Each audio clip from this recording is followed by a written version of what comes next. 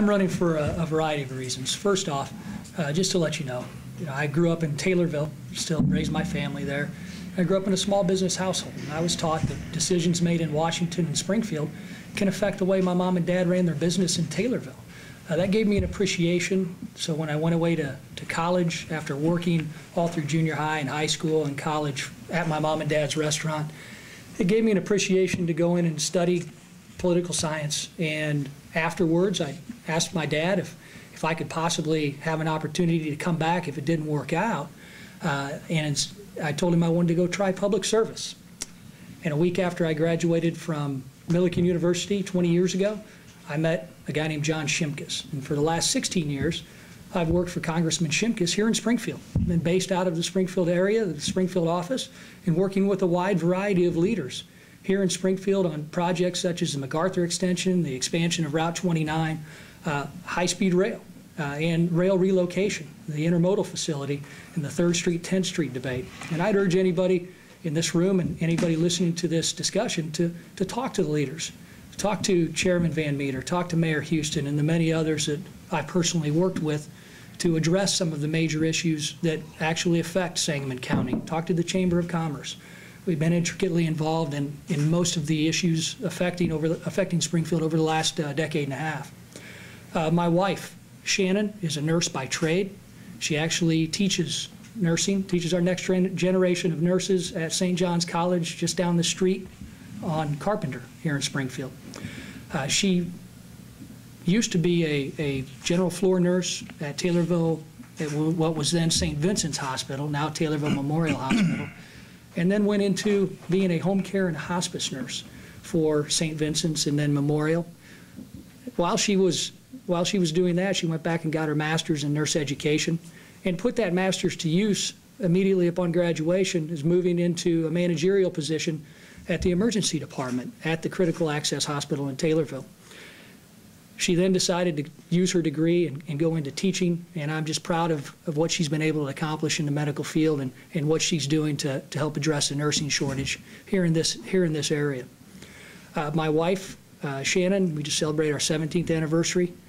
I have 3 children. My daughter, Torin, is a sophomore in high school at Taylorville High, and I have twin boys, Clark and Griffin, who we just talked about finishing undefeated in their football season, Bernie.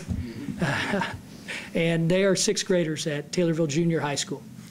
You know, I'm running because I believe that the decisions made in Washington and Springfield can affect what happens here in Illinois and what happens in Springfield. Small business owners throughout the district have told me that they need certainty, and my jobs plan, I believe, will address that certainty issue. I'm also running because of the national debt. It's $16 trillion, and that's unsustainable. And as you may have seen, our first commercial talked about the national debt. It focused on the football players that I've coached since kindergarten. And their share of that national debt's $50,000 each, as is ours, and it's growing exponentially. And then health care. I want to repeal and replace Obamacare because I've really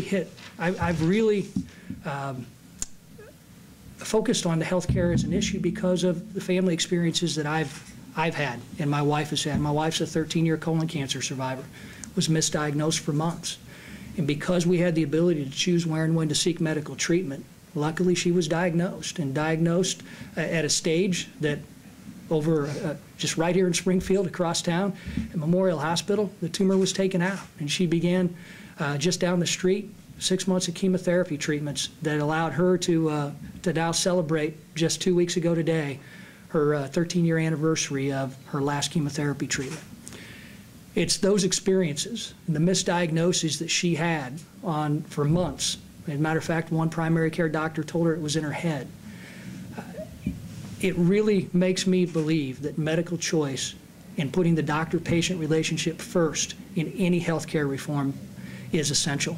We all agree that the current status quo is unacceptable. But if you look at my health care plan on my website at electrodney.com, I think you'll see a true market-based approach that's going to put the doctor and patient relationship first and not affect our ability as a family and all families to choose our own medical destiny. Dr. Gill, go ahead. My name is David Gill, and I'm an emergency room doctor running for Congress. I have a wife and 6 children. My wife Elaine, we live in Bloomington, Illinois. I had 3 children in my first marriage. I was married to another beautiful woman named Polly, who unfortunately also had colon cancer, and she passed away. And life goes on, however, and I wound up meeting and falling in love with another woman who brings me a lot of love and support, and 3 more children on top of mine. So we've got our Brady Bunch thing going there in Bloomington. And when I go into the emergency room, I'm saving people's lives, helping bring people back from the very brink, and I want to go to Washington to help lead this nation back from the brink. Too many people have been struggling far too much for far too long in this country, and I know something about struggle. I lost my dad when he was a young man. He was 37 years old when he died, and I was just 13, and we had nothing extra where I grew up, so I had to start working then. I started bussing tables and washing dishes in a restaurant. Worked my way through college and medical school at the University of Illinois, stocked shelves in a Kmart, and in the middle of the night during medical school, I'd mop the floors of a laundromat and do the laundry of the richer college kids. I'm somebody who knows how to roll up his sleeves and get to work and get a job done. I'm a small businessman as an emergency room doctor. I pay my taxes quarterly. I have to go out and purchase my own health insurance as an individual, so I have some experience with that, have some knowledge of what that costs, and have to cut back and buy a catastrophic high deductible policy the way health insurance is in this day and age. I've never been on a public payroll. I've never taken marching orders from a politician. I'm somebody who's very proud of the fact that this campaign doesn't take a single penny from the Wall Street banks and the big corporations that brought our economy to its knees 5 years ago. And I think that there's too much of that in Washington, D.C. Representatives who do take those large checks and who then do the wrong things as far as the ordinary men and women of the district are concerned. I want to go to work for the people that live here in Illinois 13, and not for ExxonMobil, not for United Healthcare, not for Pfizer or Merck. I'm somebody who believes that the millionaires and billionaires need to pay their fair share once more in this country. We've got a quarter of our large corporations that pay 0 or a negative effective tax rate, and I think that we need to correct that. And I'm somebody who, contrary to the numerous TV commercials that you see, I'm somebody who loves Medicare, loves and respects Medicare, and will avidly protect Medicare all my days in Washington, D.C. I've been a doctor for 24 years. I've seen Medicare save thousands of lives. I've advocated for 20 years on behalf of an improved Medicare program for all. And so there's no question that that Medicare's well-being is amongst my highest priorities. We have a lot of problems in this country, whether it's jobs, whether it's retirement security, access to affordable education for our children, access to affordable health care. I think that all those problems are solvable when we have representatives in Washington whose first and only priority is the well-being of their fellow man and woman. I decided when I was 6 years old to be a doctor because I found it in my heart to a passion for serving my fellow man and woman, and it's that same passion that drives me to try to take this seat now. Mr. Hartman. See, your question was, why am I running and why should people vote for me? Yes. Well, I'm running because I'm concerned about the issues that we have in this country. And I do not feel comfortable feeling able to do something about them and sitting on my couch and letting it go by. I mean, it's a democracy. We got rid of the king, so we have to do this ourselves. And as to why people should vote for me, actually, it's my job to stand up and decide and articulate what I think is best for this country. And it's up to the people then to become informed about who is running and who they decide they should vote for. But I will mention one thing in this regard, and that is at the end of 2011, the Gallup organization told us that 40% of the people in the United States consider themselves to be independents. There's not a single independent in the U.S. House of Representatives.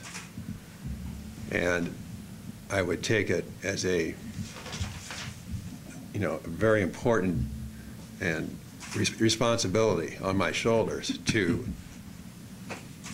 be a reasonable independent and to be seen as a leader in a vanguard of more independence and more representative democracy, so that if we have 40% of the people that feel like they're not happy with the Democratic or the Republican Party, that they can have another opportunity. And if we had 10 or 20 or 30 or 40 independents in the U.S. House, we would certainly break the logjam of politics in Washington.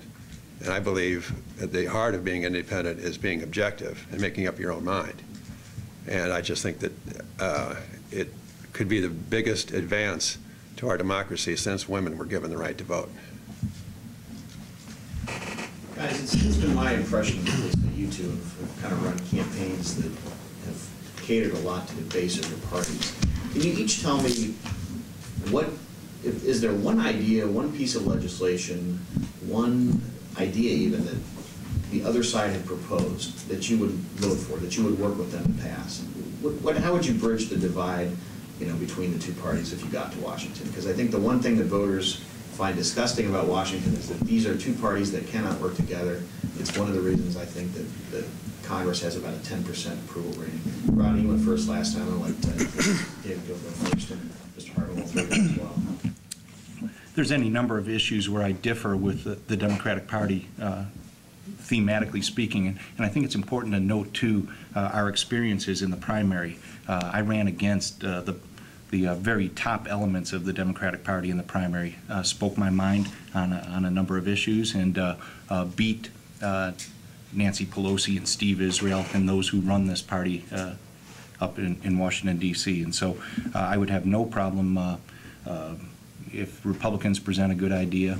I'd be more than interested in working with them. And I agree with you that there's not much in the way of bipartisanship in Washington, D.C. these days, and there's a whole lot of negativity. We see it in the advertising in this campaign. I would point out that my campaign is the one entity within this race that hasn't been running negative ads. All of the pieces that Friends of David Gill have put on TV and the radio have been positive. But whether it be Second Amendment rights, whether it be support for term limits for U.S. representatives and senators, whether it be the need that I believe that we've already accomplished the mission in Afghanistan and that our troops should be home from Afghanistan. There's numerous areas where I differ from the party elders, as it were, and would speak my mind and demonstrated the ability to speak my mind back in March. What term limit are you for? Representatives and senators. How much? 6 years? Oh, maybe, I'm open to compromise with regards to that. Maybe a 12-year total, Bernie. Again, it's the idea of it that is important. I think having these guys stay there indefinitely, I think it does damage to our democracy. I think we should put in place what we put in place in 1951 when we passed that amendment limiting presidents. Something similar. And, well, go ahead. If you want to jump in.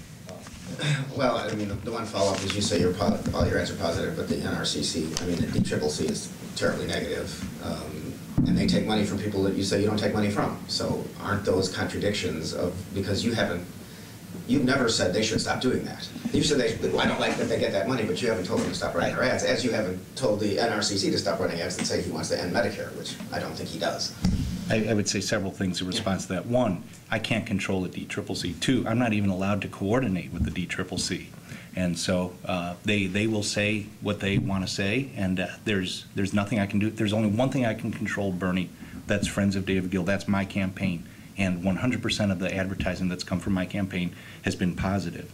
And I can't control where they take their money from either. There's a small percentage of their money that does come from those interests that I think do damage to our democracy, and I wish they didn't take that money, but it's nothing relative to what I'm up against. The advertising that's come at me from the U.S. Chamber of Commerce, from Aetna Insurance disguised as the American Action Network, the NRCC, and Rodney Davis for Congress, that's where the vast majority of the negative advertising has been coming from. Rodney, can you address the question I asked? Yes. First off, I want to address a little bit about the negative advertising. Let's think back to May when I was blessed enough to get the nomination. Immediately after getting the nomination, David and the DCCC began attacking me. The negative tone of this race started immediately, right when I turned my phone on after coaching my kids' baseball game to victory that day, and I saw them come through. I expected it, and it's just, it's unfortunate. But right now, when you look at what has been done, the first ad that David Gill paid for is an ad that hits me. It's a web ad that has over 21,000 views. So the negativity is an unfortunate aspect of both campaigns. But what we've been able to do is talk about the issues. And all of our ads that we've paid for address the issues and the contrast between David Gill and me. And it's the same thing that David said on July 9th. He said, I don't disrespect an ad that speaks the truth about somebody that may be negative. For example, if Mr. Davis, in fact, takes money from corporations and Wall Street banks, then that should be broadcast. You can't have it both ways. We're going to talk about the issues, and I know the voters will be able to distinguish the many different contrasts between David and me. And we've got 30 days for the voters to figure out what those contrasts and differences are. But to answer your question, what are we going to do in Washington to help bipartisanship? I've got a history. I grew up in Christian County, which is not necessarily a hotbed of Republican activism. I've worked with Democrats in Christian County and Democrats throughout central and southern Illinois to move to allow them the opportunity to partner with the federal government in a cost-effective way. If you talk to Democrats here in Springfield that I've worked with on the issues as important as the Route 29 expansion, as MacArthur interchange, and also a rail relocation from 3rd to 10th Street. I've got a history of working in a bipartisan manner already, and I'm going to continue that, because when I would go into offices representing Congressman Shimkus in my previous job, I wouldn't walk in, Chris, and say, hey, are you a Republican or Democrat? It was, how can we actually get things done? And if you look at my history and you talk to folks who have worked with me, you'll see that I'm supported and endorsed by mayors that are Democrats throughout this district. Some of the things that I think we can agree on, that David and I would agree that need to happen in Washington, this is something that we've chatted about before, Second Amendment issues. And I believe we can work across the aisle on Second Amendment issues, and also putting together a long-term strategy to stop the raiding of the intermodal waterway trust fund, so that we can actually upgrade the lock and dam systems along the Illinois-Mississippi River. David and I have talked about being supportive of that in the past. But what I want to do in Washington is immediately, since I believe I'll have a very small learning curve compared to anybody else at this table, I'll immediately get to work looking across party lines to pass some substantive pieces of legislation, like extending the current tax rates permanently so our job creators can have certainty. And then also passing a comprehensive farm bill. I think it's a dereliction of leadership of both parties that they have not gotten those two very important pieces of legislation passed. And I want to take it a step further, and if you look at my jobs plan, we talk about this. I would love to pass a transportation bill, a long-term transportation bill that's going to rebuild our crumbling infrastructure and put our trades and labor folks back to work again. Mr. Hartman, how do you see this issue? How would you address this? I mean, you're not going to be on either side of the aisle. Or are you? If you got elected, would you vote to caucus with one side or the other? I would prefer to stay as independent as possible. Okay, so how do you get anything done with that position? Well, I would vote for Simpson Bowles. Okay. I don't agree with everything that's in it, but it does attack tax credits. We have $1 trillion in tax expenditures in the United States, and that's a good place to start. On the tax question, if I can follow up, because Rodney, you just said not going to raise taxes on anybody. That means an extension of the Bush tax cuts. That means no increased taxes for anyone, no matter how much money they're making. Is that solid? Will you never raise taxes $1 on anybody, no matter how many millions they make?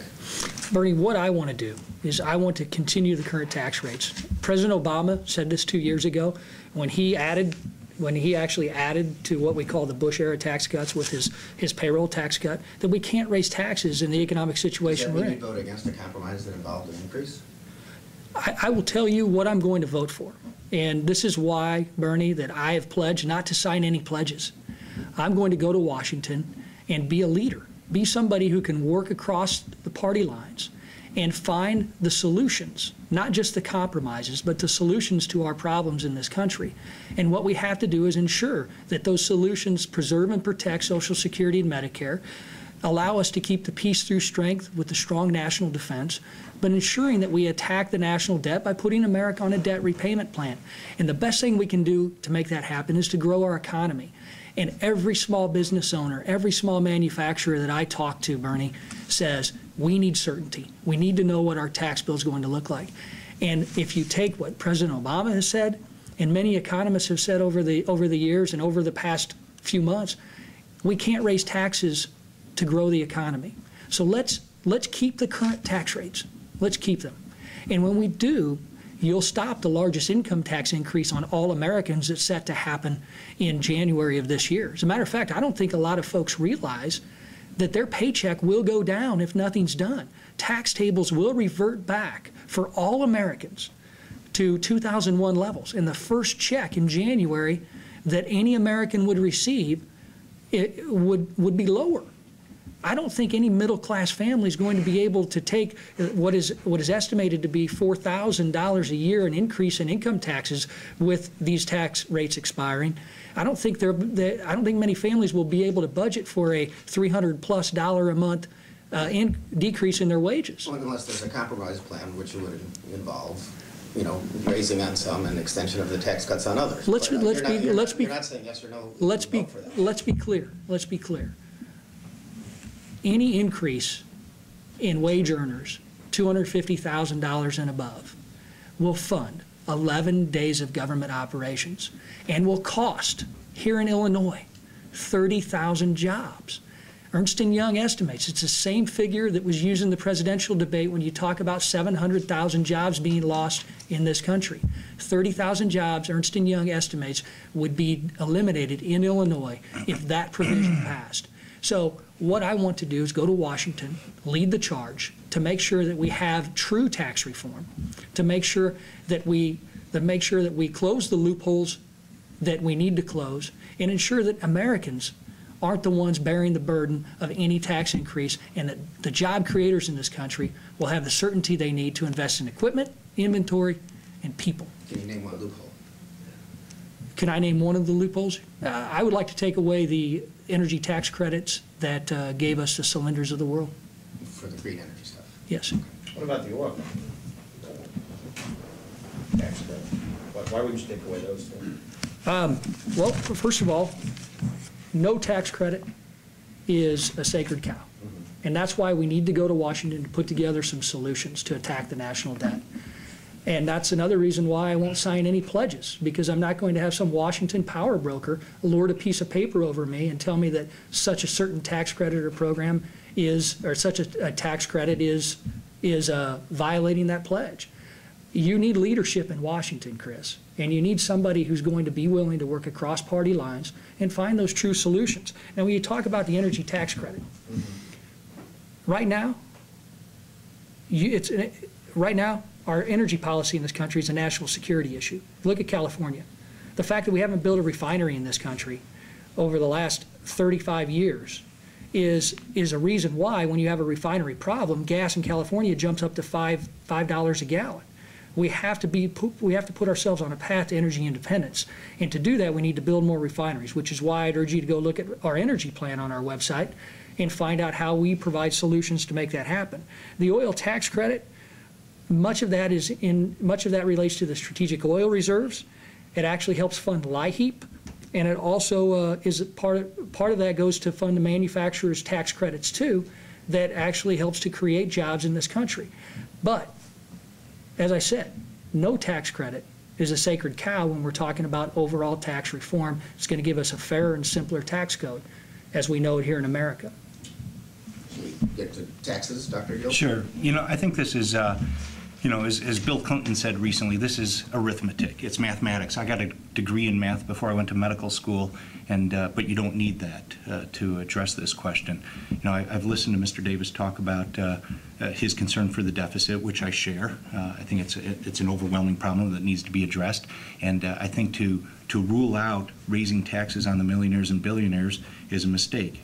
We need to raise revenues in that fashion, And we need spending cuts too. And I would love to hear the manners, the ways in which your plans would differ from those of the Ryan budget. I understand that you've said that you don't necessarily support all of Paul Ryan's budget, and I'd like to hear in which ways you guys differ. I think it's important. We need spending cuts. I agree with you. We shouldn't be subsidizing the oil companies in the way we do. But again, I think that's a manifestation of oil companies funding congressional campaigns. I would not be spending the money on our military being in Afghanistan. I think that needs to be cut. So you have to cut spending and you have to raise revenues, and it's a question of priorities, and those priorities are guided by who is funding these representatives. Would you raise taxes on people making under $250,000? No, and that's another grand lie that's been spread about me through untold TV commercials over these last several weeks. I would have no interest. I would never vote to raise taxes on families that are making less than $250,000 a year. Well, what about, another issue that you have, of course, and that you've talked about it, income tax paying for it before, is the national health care program that you want to see. Doesn't that take a general tax that would also involve families under $250,000? That's where because they won't be paying their insurance premiums, but they will pay more in tax. Is that not true? Well, that's where that Medicare lie was born, Bernie. That was from a several-year-old debate in which I was discussing a national health care plan, an improved Medicare for all type plan.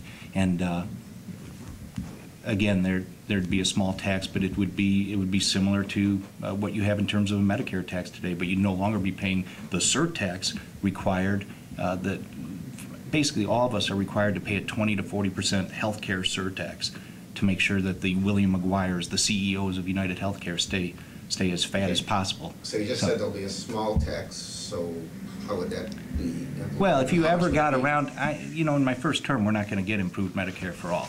And if and when we get around to that, Bernie, then you won't have regular Medicare when you get around to having super Medicare, as it were, which is what I was discussing years ago. That got so truncated and distorted by the opposition. Well, would that be kind of the funding for that, would that be based on income, or would that be based on something else, or a sales tax, or? Would what be based on income? The funding. The funding? For the. Sure. I don't have the whole plan drawn out, Bernie. It's a guiding principle that stop throwing 40% of your healthcare budget away into an institution, private health insurance, whose number one mission is maximizing investor return. Instead put your money into healthcare, put it into small business people so they can set up, a second line or a third line and hire more people. Allow that money to flourish within the economy. That's the principle here. Well, Medicare for all, would that eliminate all the jobs in the health insurance industry, basically? No, I wouldn't outlaw private health insurance either, as it were. That's where. Would that be the effect if everyone could get government health care? Would they bother with the private health insurance market? They would have trouble competing with Uncle Sam. Uncle Sam does health care at an overhead of 2.5% to 4%, as opposed to that 25% to 40% of the private health insurance industry. But if there's someone that wanted to pay the extra to have that, which kind of brings me back to, and I appreciate your story about your wife's disease, and God bless Mrs. Davis for surviving. David. You bet. Thank you.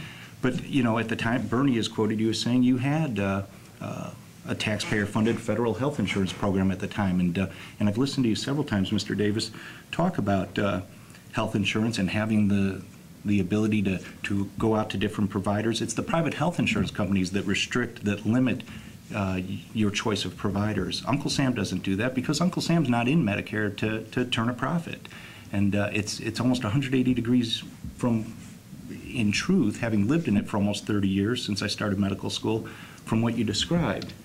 And I think that you should be willing to allow every American citizen to have access to a taxpayer-funded, federal health care plan like you had, that helped save your wife's life. Well, David, thank you for your comments on my wife's health. I appreciate that. I'm sorry about Polly, too. I appreciate that. But let me be clear. As you know, I'm proud of the public service that I've performed here in Springfield on behalf of Congressman Shimkus for 16 years. Part of the offerings of all federal employees throughout the country is the option to participate in the Federal Employees Health Benefit Program. And you have many choices, and I made a choice. And I think what David's plans don't offer Americans are choices. Instead, he wants a government-run, single-payer system because he says that Obamacare doesn't even go far enough. I believe that takes away our choices. That would have taken away my ability to have choice when she was misdiagnosed by her primary care physician. Well, would doctors not be able to refer to one another for a second opinion? You know, Bernie, I'm afraid that using the federal government as a barometer, I don't know the process under Medicare David. patients get a second opinion now? Yes. Well, Medicare patients may be able to get a second opinion, but we're not talking about Medicare, okay? What he's talking about isn't really Medicare for all. What he's talking about is his support for what is known as HR 676.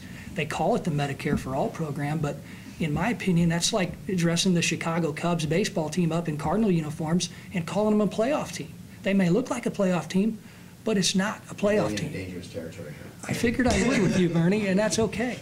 But the ability, I mean, Bernie, I will tell you, the ability for me to choose, and I would love to expand the Federal Employees Health Benefit Program to all Americans, and that's what I talk about in my health care plan, is opening up the ability to sell insurance across state lines, to create larger pools so that we can have opportunities so that all Americans have access to affordable health care while still providing that health care safety net that we know and need, because the current status quo is unacceptable. And a way to address that is to continue the expansion of community health centers like the one here at Central Counties.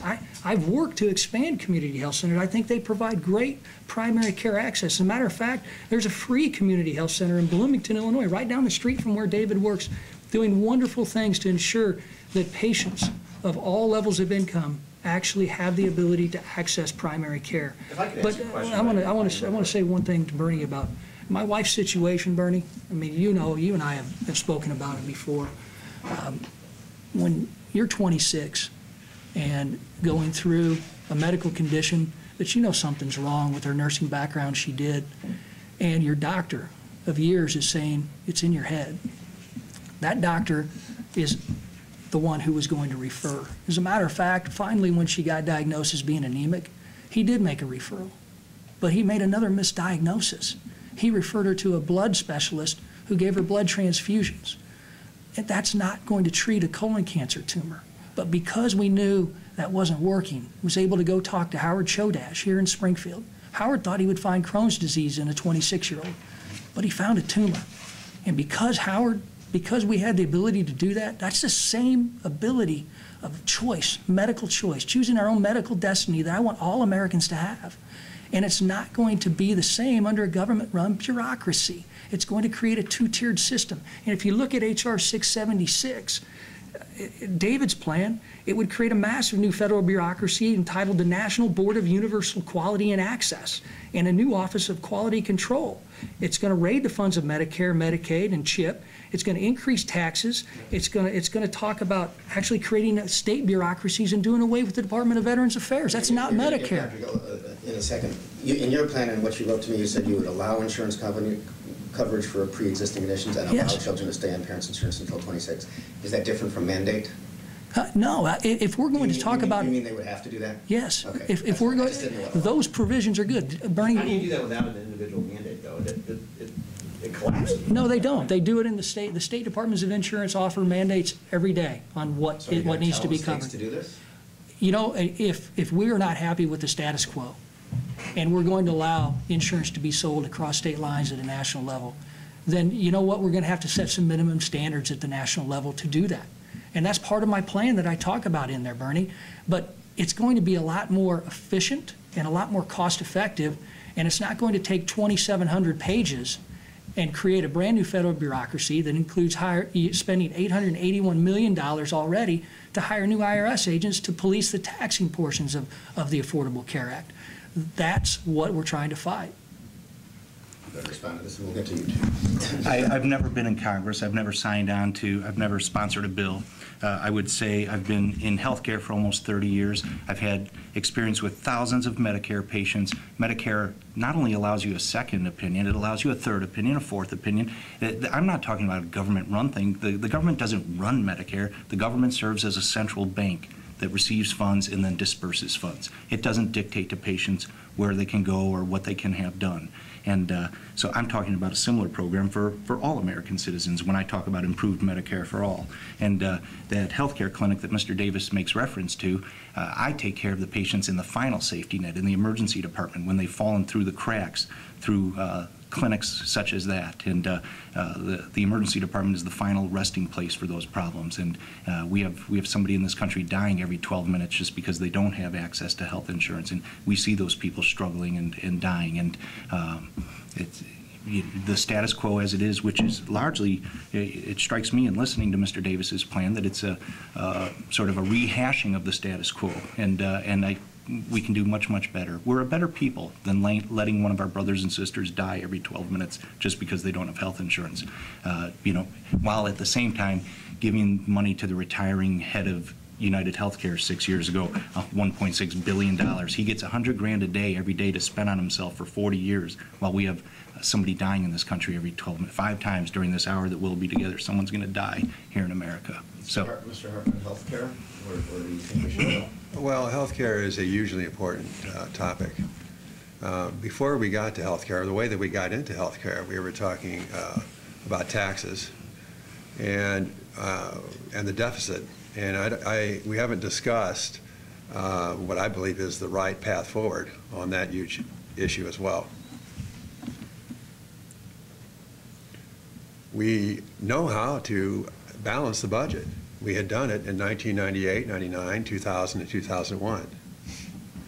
In 2000, our tax revenue at the federal level was 21% of GDP.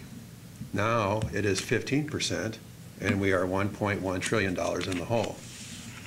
We should have never had the Bush tax cuts in the first place. If you understand the peril that we are in with our trajectory on spending and taxes. Erskine Bowles says that it is the most predictable economic crisis in history. The logic runs that we cannot pay our own way right now. And the assumption of that is, the very doubtful assumption is, that future taxpayers will be able to pay their own way, and they'll be able to make up for our shortcomings, and they'll be able to pay interest on top of that. And when lenders start to wonder about that, is that really true? That those taxpayers will not be like us?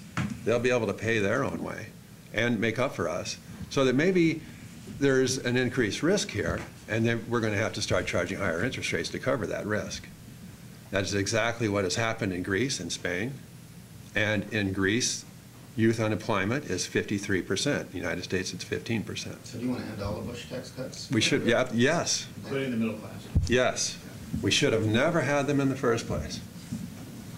And that brings, I support as I mentioned, the Simpson-Bowles Commission plan, because I believe they think they have 40 senators on board with it already. So, I mean, we're part of the way there. And I think it's our best chance to have some coherence and deal with this problem. Can we shift this to jobs and what the grade is showing a little bit of improvement here as the election goes on, but it's nothing that I think anybody can count on. How can you attack the jobs thing, and how can Congress make a difference right away and starting in January? Dave, you want to start? Sure. I think that you must overhaul these so-called free trade agreements that we've engaged in over the last couple of decades now. I think that those need to be opened up, and we need to renegotiate our position within those. I think that we need to knock down the barriers that are there to our exports. I think that declaring China to be a most favored nation, to have a most favored nation trading status, is a mistake. I think that's where you begin. And as I refer to each and every issue that faces us, whether it's retirement security or jobs, that having Congress people that haven't sold themselves out to the corporations that have done so well over the years is pivotal to moving forward with respect to growing manufacturing in this country again. I think that you need to stop providing tax credits to the outsourcers. Again, Zebra Technologies is a big outsourcer. They fund one of my opponents here. I think that this, and there's an element of quid pro quo that we see in Washington, D.C. When ExxonMobil and Zebra Technologies put money into campaigns, they expect something in exchange for that. So those tax credits should be going to the insourcers, those who will bring jobs back to America. So do you want to undo NAFTA and undo the agreements with? Renegotiate within those to protect worker rights and environmental rights, to level the playing field. I mean, You know, instead of have they created some of our best markets for like Illinois agriculture? to some extent, but on balance, it's been tragic with regards to the jobs that have been lost in Decatur, other parts of this district. So you think they're going to reopen plants in Decatur soon?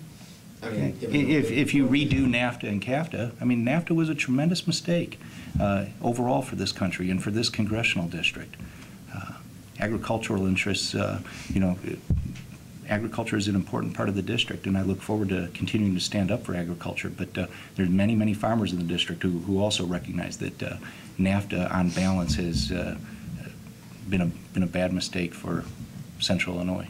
We have one of the highest corporate, the federal government has one of the highest corporate tax rates in the world. Is it too high? Do you think we should reduce it?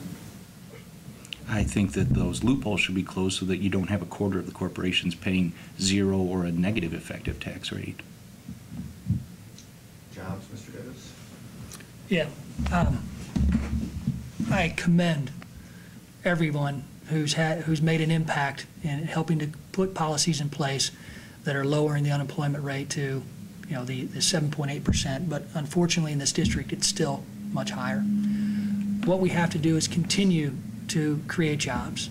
And first point I mention almost everywhere I go and everywhere I speak is we have to provide the job creators in this country certainty. The best way, in my opinion, to do that, which is why I want to go to Congress and fight for it, is to extend the current tax rates permanently. If we raise taxes, it will cost 30,000 jobs right here in Illinois. And so many jobs in Illinois rely on exports. Let's look at coal. I grew up in Taylorville when I saw the stroke of a pen and what impact it could have on our largest employer in Christian County, Peabody Mine Number 10.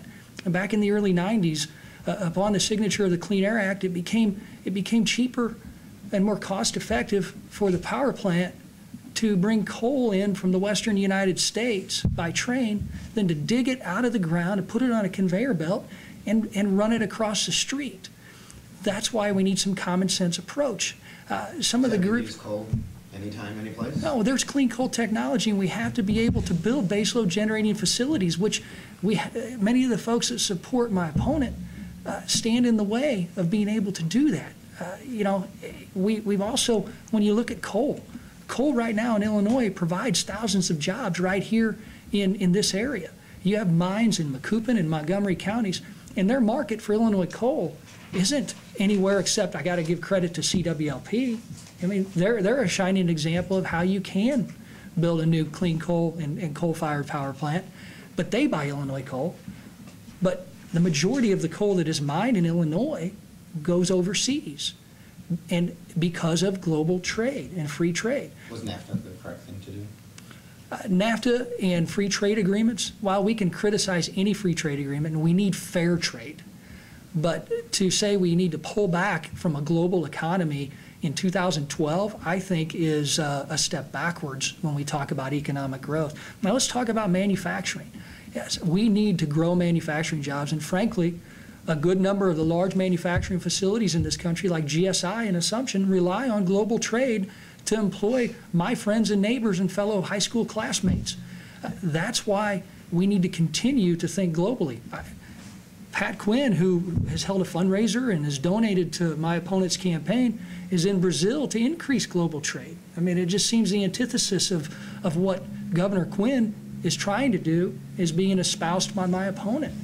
Manufacturing, though, I think we can address the issue with manufacturing and small manufacturers especially, because there are a lot of small manufacturers in this district that don't get a lot of headlines because of the GSIs and the ADMs of the world. But I visited one in Champaign, HL Precision Manufacturing. They manufacture parts for flight simulators.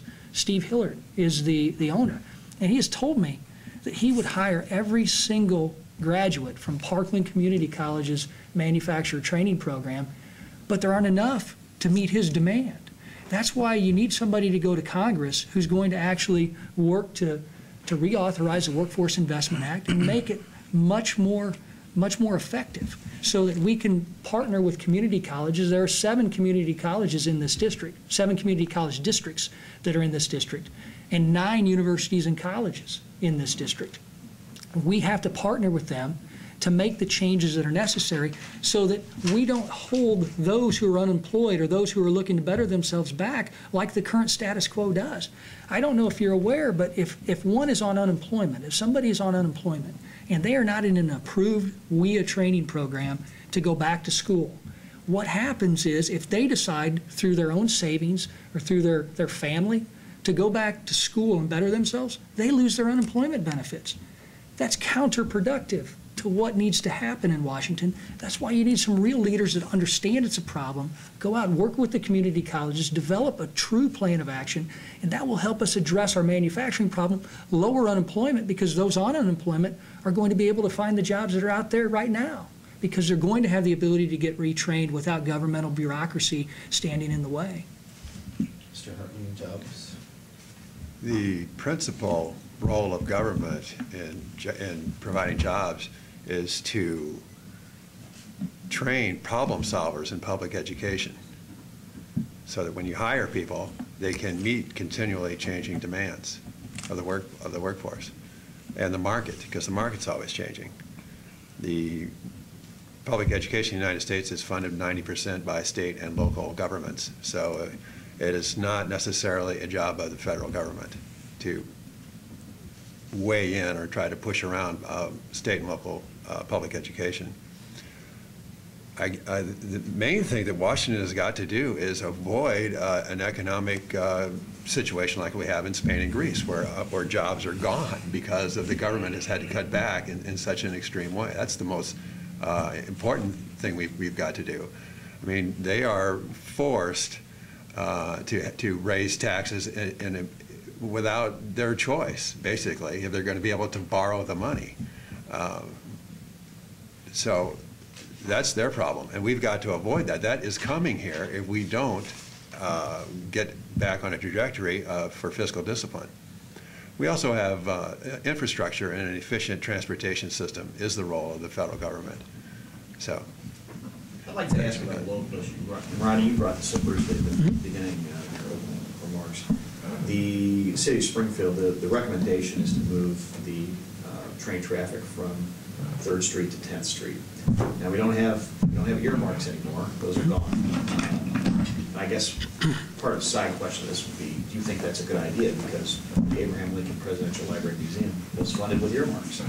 But with regard to that train traffic, how do you fight for this city to get the funding from the feds to move from 3rd to 10th Street if you don't have the ability to say, we're going to put X number of $1 million in this bill, to do it?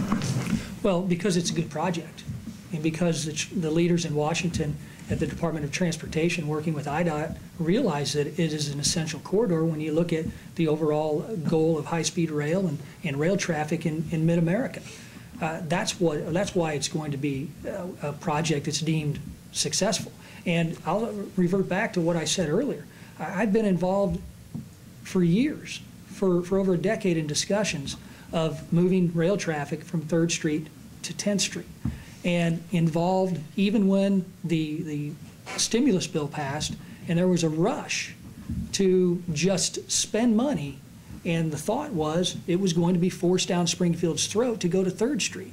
You can ask Mayor Houston, who was involved at the time, the Chamber of Commerce, Chairman Van Meter, and many other leaders in Springfield, that we were with them from day one saying, no, we need to slow down a little bit and ensure that the long-range plans that Springfield has had for moving the intermodal facility to 10th Street and all train traffic to 10th Street needs to be taken into consideration before billions are spent just upgrading 3rd Street's tracks.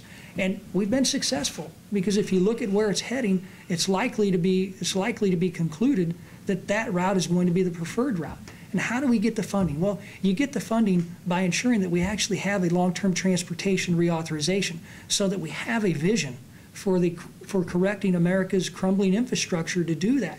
And we need some leaders out in Washington that are going to be able to work and ensure that that happens. I remember Senator Durbin saying, well, we haven't funded rail relocation a lot in those types of bills. I mean, how do you get that in there if you're in Congress? How do you make sure that there's enough money for that program to, you know, to continue going on? Well, I'd like to partner with Senator Durbin to find those solutions to make that happen. And we've worked in a bipartisan way on this issue with Senator Durbin and his staff, and on a wide variety of other transportation-related issues that we've worked hand in hand together. It seems that everybody focuses on the polarization of politics in Washington, and it's because of the 24-hour news cycle. And it's true, I think Washington has become more polarized. But if you look at Springfield, Illinois, and if you look at the bipartisan cooperation on projects as important as the MacArthur intersection or interchange and Route 29 expansion to 4 lanes and the 3rd Street to 10th Street plans for the intermodal facility, there's a lot of bipartisanship that goes on because that's the right thing to do. It's the correct vision for Springfield. Dr. Gill? I support that high-speed rail project, and I think particularly if it provides for jobs for local people that are living right here in Springfield. I think your question points to a larger issue, a far larger issue, and that is what I asked before, and I continue to. I've waited for several months to hear where my opponent differs from the Paul Ryan budget plan.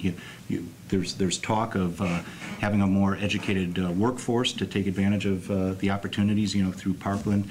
You mentioned the desire to preserve Medicare. The Paul Ryan budget is very harsh when it comes to things like that. There's a 45% cut in Pell Grants. There's the severing of the guarantee for health care for our seniors and our disabled individuals. And you just can't have it all. You can't talk about not raising taxes on so-called job creators and talk about spending on this, that, and the other, and on the third hand, as it were, talk about balancing this atrocious deficit. And so, if you're not going to raise taxes on the millionaires and the billionaires, there must be cuts somewhere. A clarification. When you say you support high-speed rail, are you saying you support moving from 3rd to 10th? Yeah, sure. Specifically? Sure. Okay. I wasn't sure if that's what you were talking about. You were talking about the overall Obama plan for high-speed. Both, actually. Mr. Hartman? My understanding is, it sounds like I only have a tool. It's the budget deficit, and that's the only thing I can think about. But I do have. I'm going to bring up another subject, brand new to the discussion, as soon as I make this point. My understanding is that Amtrak, the right way, between St. Louis and Chicago, will run about 110 miles an hour. That track, if you just don't have the money to spend, then you would run it on 3rd Street. That's my understanding. And that the 10th Street is for going way above 110. And it would be nice if we had the money to do that, but we don't have the money to do that. That's my understanding. I think that folks in this room, that if we're going to discuss the real issues of this nation and we do not bring up climate change, we're being irresponsible. It's that large of an issue. Real and man-made? That's what NASA says. That's what the National Academy of Sciences says. That's what the National Science Foundation says. That's what the Intergovernmental Panel on Climate Change says. Pick your favorite sports team. If it's Notre Dame football or Southern Cal or any of them, go to their science department, ask them what they're measuring, and ask them the amount of infrared radiation that's being captured by carbon in the atmosphere, and ask them for the consequences of that. So you're not a fan of burning element coal? We should make greenhouse gas emissions expensive, so that we're responsible for future generations in this country and around the world. We're talking billions of people for a long time if we don't get this right. And Dr. Gill, are you kind of on the same plane here? It's not a question of belief, Bernie. It's a question of what is. The science is extremely clear on this, and yes, it's very, very real, and it's a grave threat.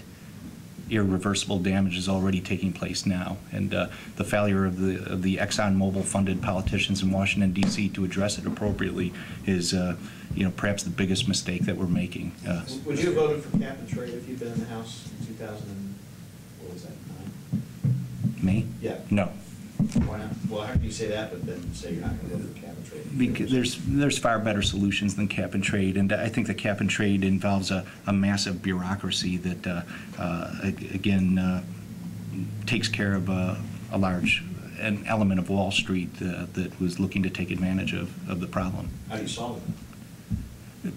Again, With climate change, I don't know if you can solve it now, but yeah. I think you fully invest yourself very aggressively in the green technologies that are available. You know, we've got research institutions throughout this district that are very interested in pushing forward with regards to the next generation of renewable fuels, not to mention investing yourself in the current renewable resources. We differ with Mr. Davis on the federal programs that would spur on that industry.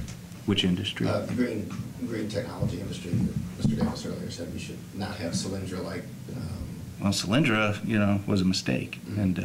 But I mean, Mr. Davis, of course, your boss is kind of famous, your former boss, and Genesis, more Genesis. Yeah, when he read from the Bible. But your thoughts are: do you disagree or agree that it's man-made and fixable, and that federal policy should deal with it? I think we all agree that climate change is a reality. There's a debate between how much of it is man-made and how much of it is due to natural causes, and I think we need to, as a country, figure out ways to reduce emissions. I believe in your newspaper, which is my morning paper, you ran a story recently about how we've cut emissions greatly in this country. And we need to continue down that pathway. We need to develop cleaner burning technology to allow us a baseload generating capacity that our country is losing on a regular basis with the closing of many coal-fired power plants due to overregulation in the country right now. And any decision when we talk about climate change has to be made globally. We have to be able to not put America at a disadvantage in the global economy and our economy at a disadvantage. And I guess the key phrase is, whenever you look at a piece of legislation like cap and trade, it's at what cost? At what cost to the economy? At what cost to the jobs in this country? I mean, something as simple as my opponent's tax plan is going to cost 30,000 jobs right here in Illinois alone. Would you be able to provide us that study you're talking about, this 30,000 jobs? Yes, absolutely. Ernst & Young. Yeah, we'll get it to you. And it's the same study that was quoted in the presidential debate when Mitt Romney said 700,000 jobs would be lost. So we'll gladly get you that information. But when we talk about energy, we have to explore more domestic energy sources. When you look at what's been happening with new technology like hydraulic fracturing, for example, with fracking, we've seen an increase exponentially in the supply of natural gas, clean burning natural gas.